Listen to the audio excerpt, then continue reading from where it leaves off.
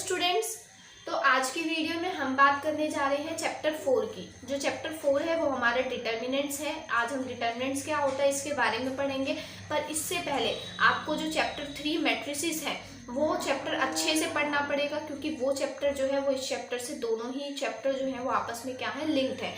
इसलिए जब तक आपको वो चैप्टर अच्छे से समझ नहीं आएगा आप इस चैप्टर को अच्छे से नहीं कर पाएंगे। तो सबसे पहले आपको चैप्टर 3 मैट्रिसेस अच्छे से सॉल्व करनी है, उसे अच्छे से रिवाइज करना है। तो चलो समझते हैं। सबसे पहले आज हम बेसिक्स पढ़ेंगे चैप्टर 4 डिटर्मिनेंट्स की। सबसे पहले तो देखो डिटर्मिनेंट्स आखिर हमारे पास होता क्या है।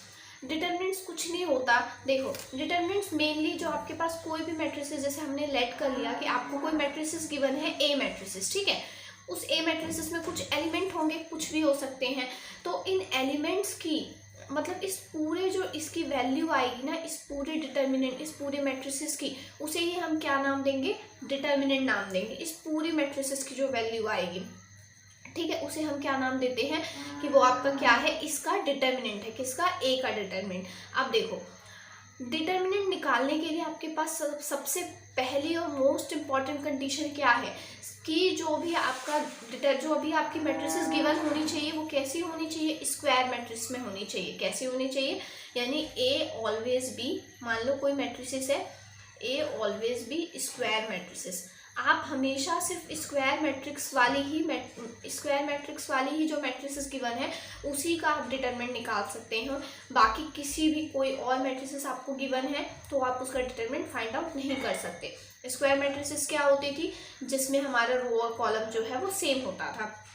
तो देखो स्टूडेंट्स, यहाँ पर हमारे सिलेबस में हम यहाँ पर 1 बाय 1 की, 2 बाय 2 ऑर्डर की और 3 बाय 3 ऑर्डर की जो है, इन ऑर्डर की हम मैट्रिसेस के बाद इन ऑर्डर की मैट्रिसेस की बात करेंगे। इनका हम डिटरमिनेंट फाइंड आउट करेंगे। इस ऑर्डर की जो मैट्रिसेस होंगी उनका डिटरमिनेंट है। हमारे पास 4 बाय 4 ऑर्डर की जो मैट्रिसेस हैं वो हमारे पास सिलेबस में नहीं है, बस हमारे पास यही तीनों जो है वो सिलेबस में है। तो हम इसी के बारे में स्टडी करेंगे, ठीक है। ये हो गया मोस्ट इम्पॉर्टेंट। ये कंडीशन याद रखनी है आपको कि हमेशा स्क्वायर मैट्रिक्स जो है उनका ही आप डिटरमिनेंट फाइंड आउट कर सकते हैं और किसी का डिटरमिनेंट आप नहीं निकाल सकते। और हमारे सिलेबस में ये 3 ऑर्डर की हैं। और देखो एक और बात, अब देखो डिटरमिनेंट को आप शो किससे करते हो, मतलब इसका सिंबल क्या होता है। जैसे मान लो उसने कहा कि फाइंड मैट्रिसेस, जैसे मैंने ये ए एलिमेंट लिया, अब मैं ये कहना चाह रही हूँ कि आपको क्या निकालना है, फाइंड डिटरमिनेंट ए। क्या निकालना है आपको? डिटरमिनेंट ए फाइंड करना है ना। तो देखो इसे आप किस तरीके से शो करेंगे।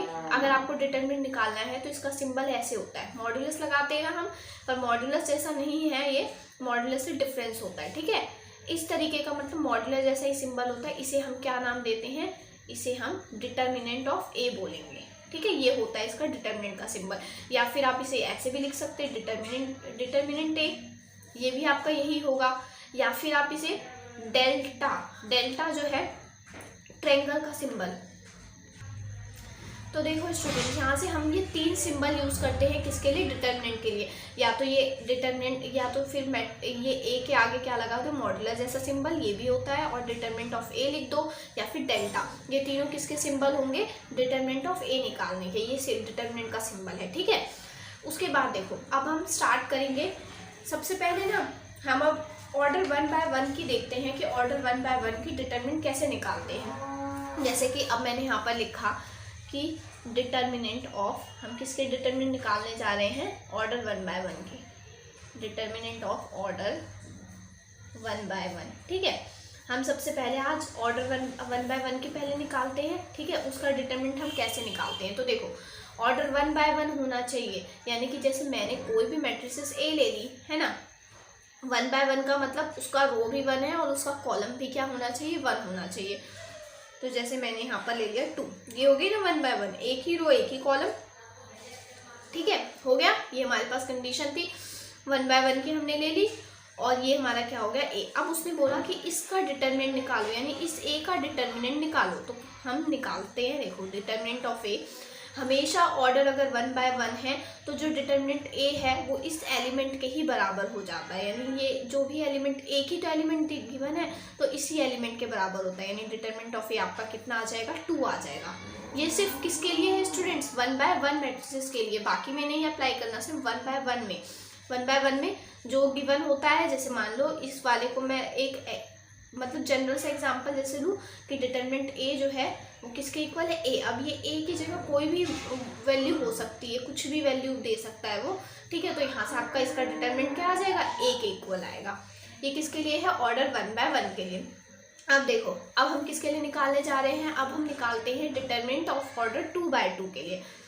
डिटरमिनेंट ऑफ ऑर्डर 2 बाय 2 के लिए हमें क्या निकालना है, डिटरमिनेंट निकालना है। तो देखो, ऑर्डर 2 बाय 2 का मतलब क्या है, ऑर्डर 2 बाय 2 का मतलब आपके पास ये है कि आपके पास जो भी आपके मैट्रिसेस हो उसका ऑर्डर क्या होना चाहिए, 2 बाय 2 लेना है। तो जैसे मैंने लेट कर लिया ए कोई भी मैट्रिसेस 2 3 4 5। अब देखो कॉलम देखो रो देखो फर्स्ट सेकंड, यानी कि 2 रो है और 2 ही इसके क्या है, कॉलम है। तो ये हो गया आपका 2 बाय 2 ऑर्डर का, ठीक है। ये हो गया, ये हमने लेट कर लिया 2 बाय 2 ऑर्डर की मैट्रिसेस है। अब निकालना है हमें इसका डिटरमिनेंट। तो कैसे निकालेंगे, देखो क्या करेंगे हम, सबसे पहले सिंबल लगा देते डिटरमिनेंट ऑफ ए। ध्यान से देखना कैसे निकालना है। देखो, इसे निकालने के लिए क्या करते हैं, ये क्रॉस मल्टीप्लाई इससे और ये क्रॉस मल्टीप्लाई इससे, यानी कि 2 को 5 से मल्टीप्लाई करेंगे कितना आएगा 10, और 4 को 3 से मल्टीप्लाई करेंगे कितना आएगा 12, और इन दोनों के बीच में सिंबल लगाना है आपको किसका, माइनस का। इस तरीके से देखो 2 5 जा 10 और माइनस का साइन 4 3 जा 12। ये किसके लिए है, 2 2 ऑर्डर की मैट्रिसेस जब गिवन हो तब आपको इस तरीके से निकालना है। अब इन दोनों को माइनस करके लिख दो, तो माइनस करेंगे तो कितना आएगा, माइनस का 2। ये आपका क्या आ जाएगा, डिटरमिनेंट आ जाएगा, डिटरमिनेंट ऑफ ए। अब जैसे हम एक और एग्जांपल लेते हैं, जैसे मैंने अब एक और कोई एग्जांपल लिया, मैंने ए मैट्रिसेस ली, यहाँ पर है 2 4 -1 और 2, ठीक है।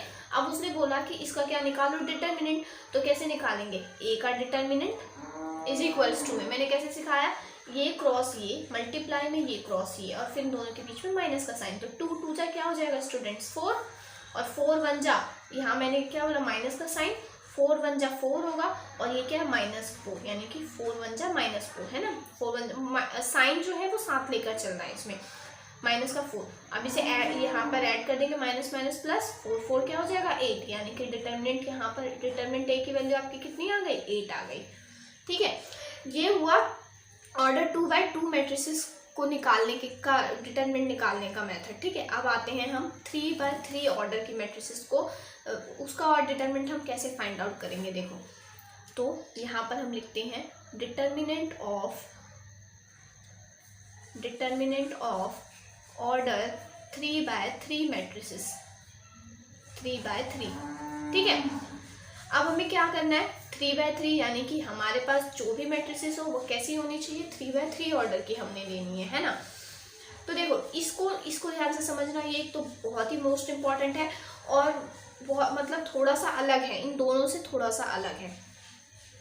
तो देखो जैसे मैंने ले लिया, अब मैं यहाँ पर जैसे मैंने यहाँ पर एलिमेंट नहीं लिए, मैं ऐसी जनरली मान रही हूँ A11 है, A12 है, A13 है, A21 है, A22 है, A23 है, A31 है, A32 है, A33 है, ठीक है। हो गया इतना, ये मैंने मान लिया। देखो ये 3 बाय 3 ऑर्डर की है, फर्स्ट सेकंड थर्ड 3 क्या है, रो है, फर्स्ट सेकंड थर्ड 3 क्या है, कॉलम है। 3 बाय 3 ऑर्डर की क्या हो गई, ये मैट्रिसेस हो गई।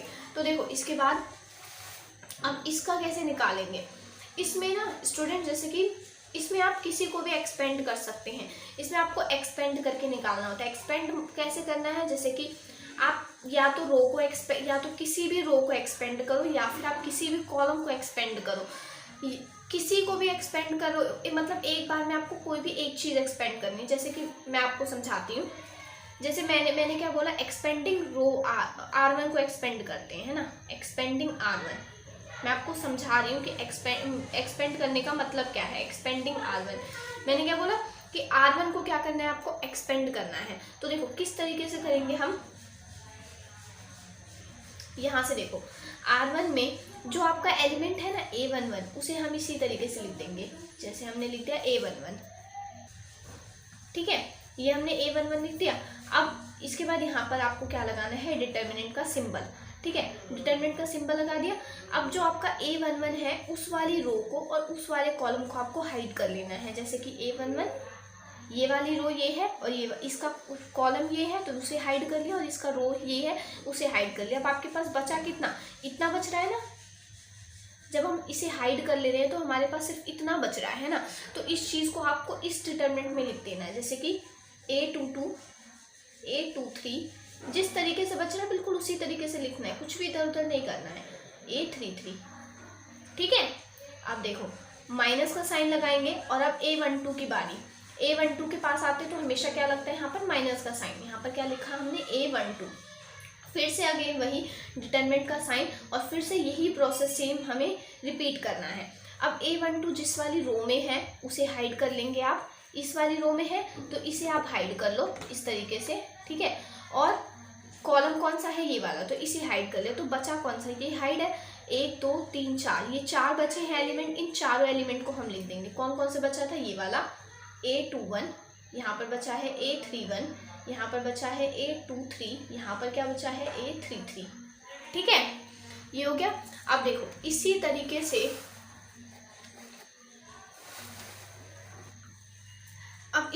से हम इसे करेंगे। A23 वाले को यहाँ पर क्या साइन लगाएंगे, A13 है ना। इस वाले को एक्सपेंड कर रहे हैं ना R1 को, तो इसलिए A13 डिटरमिनेंट का सिंबल। अब इस वाले को और इस वाले, मतलब इसका कॉलम ये है और इसकी रो ये है, तो इसकी रो को हाइड कर लेंगे और इसके कॉलम को। तो हमारे पास बचा कितना, ये वाला बच रहा है, तो इसे हम यहाँ इस डिटरमिनेंट में लिख देंगे। A21, ये रहा A22, ये रहा A31 और ये क्या है A32, ठीक है। इतना अब होने के बाद अब देखो अब हम क्या करेंगे आगे। यहाँ से आपका ये जो है A11 ये तो एज इट इज है, ठीक है। अब इस डिटरमिनेंट को कैसे सॉल्व किया, ये किस तरीके की हो गई, ये 2 टू ऑर्डर जैसी नहीं हो गई जैसे अभी हमने निकाला था।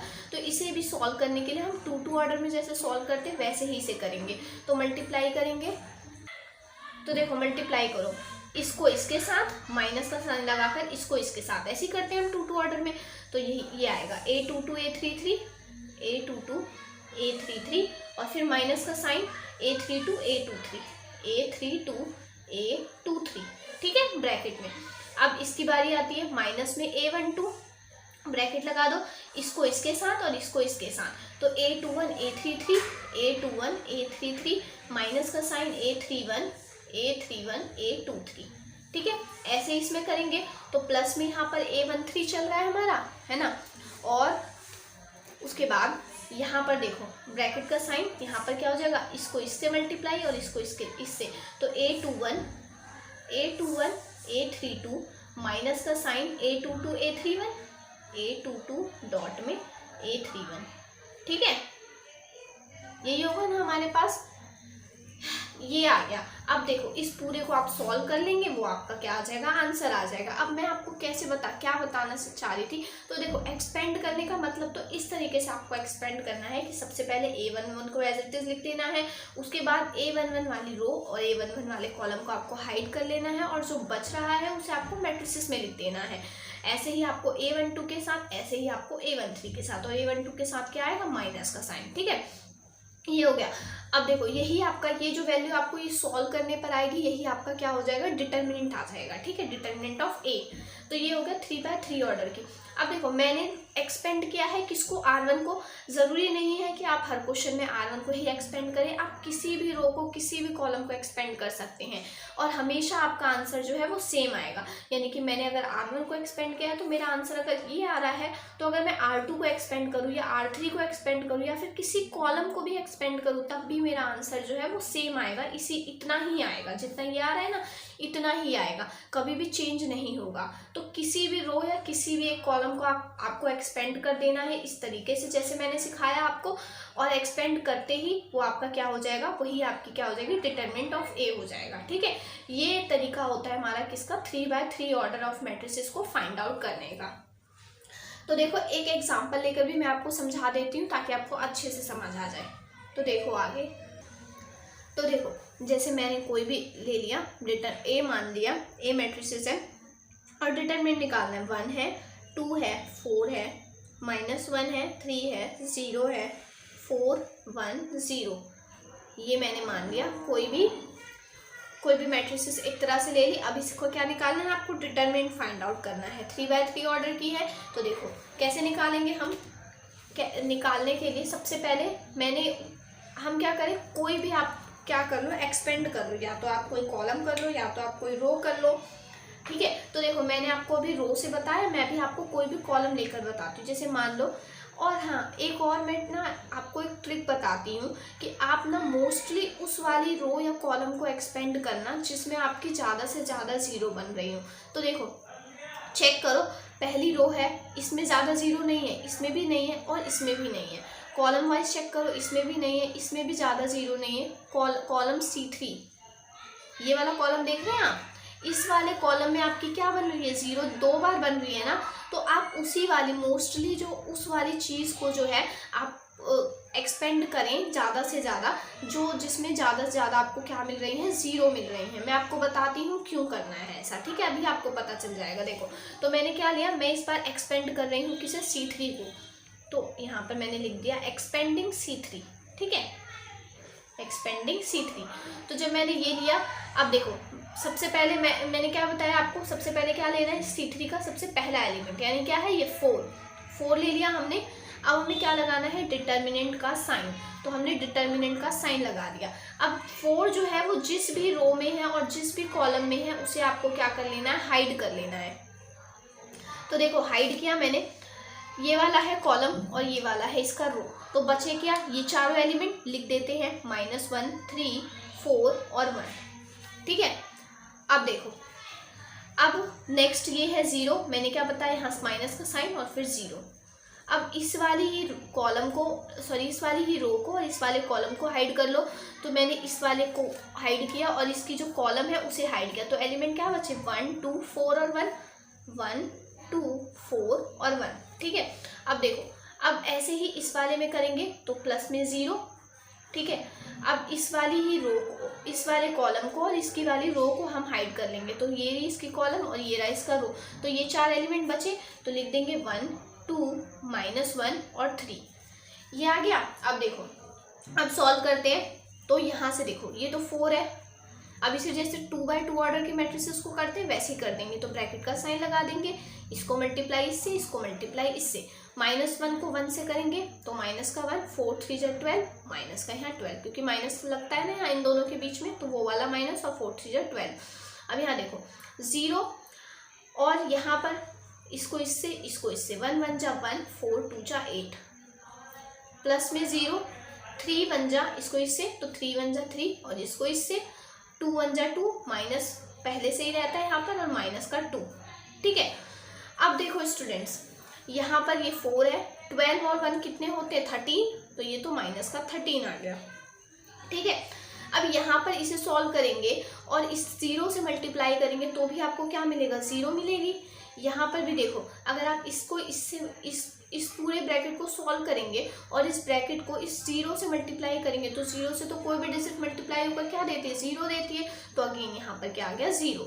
तो ये 0 0 हो गए। अब आपके पास क्या बचा, 4 और 13, इसको सॉल्व करेंगे, ये कितना आ जाएगा, माइनस का 52। ये आपका क्या आया, ए ऑफ डिटर्मिनेंट ए।